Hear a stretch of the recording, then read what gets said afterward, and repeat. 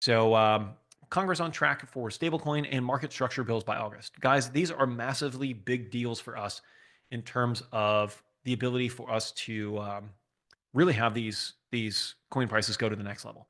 There's still uncertainty. Believe it or not, there still are huge amounts of money at play that have not gotten in this market because they still feel that it's so dumb. Maybe the government's going to ban it, or there's just not clear regulation. Now, this isn't necessarily individual market participants. These are big funds. These are family offices. These are banks, which can now hold and custody custody crypto on behalf of their customers. There we go. Too many C's in there.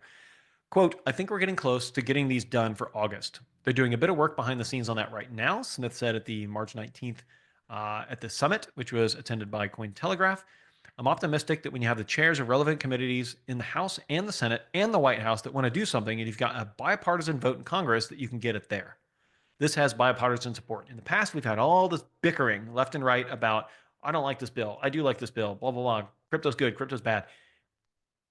Now we're on the same page, and that needs to happen. We got to get over this, like, just because the left says something, it's evil. Just because the right says something, it's evil. There are things that are going to benefit Americans, and I know, guys, for those of you who are not in America, you care less about this, but it does affect your holdings because the U.S. is a financial powerhouse. It does affect your crypto portfolio. So, as the Digital Asset Summit on March 18th, or at the event, Democratic Congressman Ro Khanna said that he believes Congress should be able to get both the stablecoin and crypto market structure bills passed in 2025.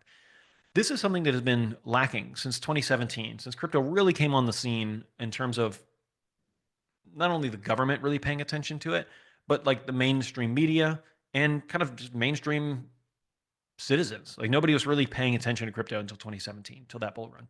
According to Khanna, approximately 70 to 80 Democrats see stablecoin legislation as important for promoting U.S. influence by expanding access to dollars globally. Guys, the big deal here is that stablecoin usage is up and to the right. There's a lot of people with really terrible fiat currencies, even worse than the dollar, that want to get their hands on dollars. And if you can make that very easy to accessible and accessible through a digital wallet, and people can hold that instead of the Argentinian, you know, peso or the Brazilian real or whatever terrible currency, not terrible by like a moral standpoint, but terrible performing, meaning not holding its value, that provides more incentive and influence for the US, right? So that's a good thing. For the first time, we're actually seeing there's actually like something we're able to get done. But to do that, you need to have at least 7 Democratic votes in the Senate. Adding that we already have 5 votes at the committee level. That's a good deal. The proposed bills sets collateralization guidelines for stablecoin issuers and mandates compliance with anti-money laundering laws. Guys, we want this. We want stablecoins that you're not going to be worried about. Like, does Tether actually have the backing? Is it going to, do a Terra Luna style run on the bank because people lose faith that they have backing? We want all these things to do that, right? That's a good thing. Executives in crypto have said the industry will benefit more from U.S. regulatory clarity than even the strategic Bitcoin reserve. That's a big deal because this is all trickled down from once you get clear guidelines in the U.S. and you have the SEC stepping back and taking a passive approach and not just saying, well, we're not going to tell you what's illegal. We're just going to nail you when you somehow cross some invisible line you don't know is there. When you have definitive guidelines, then capital allocators can actually start allocating capital, right? Because that's the thing, is that the market doesn't like uncertainty. That's why the market's been jittering on Trump's really stupid tariff ideas. Because 1 minute's on, 1 minute's off, 1 minute's on. When you're a business, you're trying to make, decade-long decisions. Do we build this big giant, 50,000 or 700,000 square foot facility or not? That's going to be $100 million decision that's going to take 10 years to play out. But if we have tariffs suddenly being able to like wreck that day to day, we can't move that fast to deploy that kind of capital. So point being is that once you have solid regulatory guidance and clear definitive laws, right? The rule of law in crypto markets for the US, then you're off to the races. Then new startups can grow. Then VCs can deploy capital. Then people can make solid investments and not worry, is this going to be a problem next year or not, right? That's a huge deal. This is a massive win. And if this can happen this year, it's a big deal. Now, on to why stablecoin legislation is such a big deal. This is crazy. Check this out. So a couple months ago, I shared this in which the Tether, so Tether is the largest stablecoin company in the world. In fact, Brett actually met the founder of Tether, Brock Pierce, multiple times. Thought that was pretty cool. So Tether's US Treasury holdings now surpass Canada, Taiwan, and they rank seventh globally in the world. A couple months ago, when I shared this to you, they were 12th. So stablecoin companies now have a tremendously important part to play in terms of who's going to keep buying US debt, right?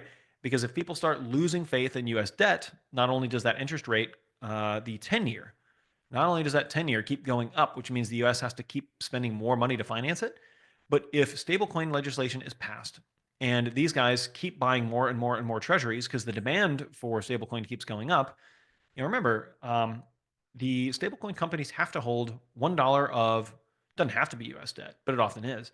Uh, every dollar that's created in stablecoin demand needs to be met with a dollar of, let's just call it a treasury bill, right? So if there's demand for $10 billion more of stablecoins because people are using it now instead of like their local currency, that means that these stablecoin companies need to go and buy more treasury debt, which is crazy, right?